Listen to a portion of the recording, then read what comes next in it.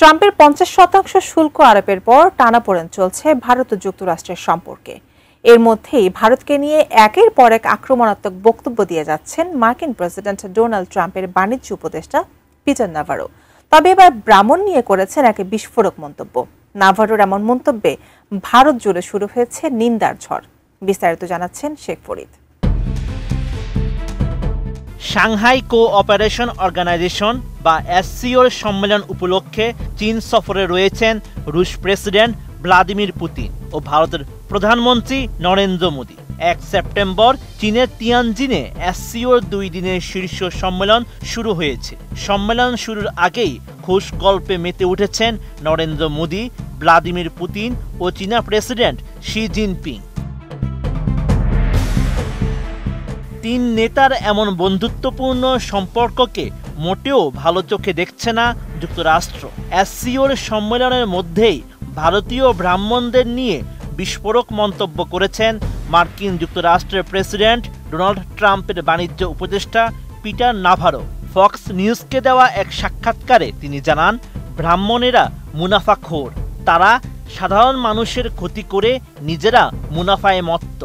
Well, let's be clear. We have 50% tariffs now on India, but we also have a little over 50% tariffs on China. So there's a question is how much higher do you want to go without actually hurting ourselves? But let's talk about the India. Basundhara tissue অশুদ্ধতার বিরুদ্ধে এক বিন্দুও ছাড় নয়। Trump উপদেষ্টার এমন মন্তব্য ঘিরে ভারত জুড়ে শুরু হয়েছে তীব্র নিন্দার ঝড়। মূলত রাশিয়া থেকে তেল কেনার কারণে ভারতের উপর 50% শুল্ক আরোপের ন্যায্যতা প্রমাণের সময় এই মন্তব্য করেন নাভারো। তবে তার মন্তব্যকে অনেকে জাতিগত বিদ্বেষপূর্ণ বলে আখ্যা দিয়েছেন। মার্কিন এই বাণিজ্য উপদেষ্টার অভিযোগ, ভারতীয় শোধনাগারগুলো কম দামে রাশিয়ার অপরিশোধিত তেল কিনছে, সেটিকে প্রক্রিয়াজাত করে চড়া দামে বিক্রি করছে।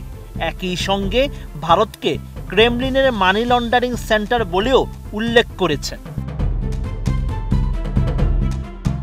নাভারোর এই মন্তব্যের তীব্র সমালোচনা করেছেন ভারতের প্রধানমন্ত্রী নরেন্দ্র মোদীর অর্থনৈতিক উপদেষ্টা কাউন্সিলের সদস্য সঞ্জীব সান্যাল। তিনি জানান, নাভারোর কথা প্রমাণ করে যুক্তরাষ্ট্রে কারা ভারত সম্পর্কে নেতিবাচক ধারণা তৈরি করছে।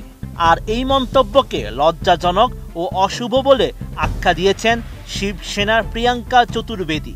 কংগ্রেস নেতা পবন খেরা জানান, যুক্তরাষ্ট্র এমন ভিত্তিহীন মন্তব্য করতে পারে না।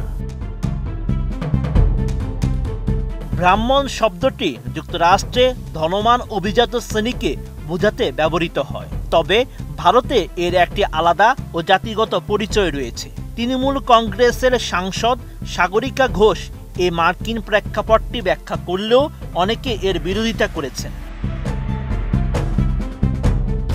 তাদের মতে, যখন ভারতের উদ্দেশ্যে নাভারো এই শব্দ ব্যবহার করেছেন, তখন এটি কোনো কাকতালীয় ঘটনা নয়, বরং এটি একটি ইচ্ছাকৃত আক্রমণ।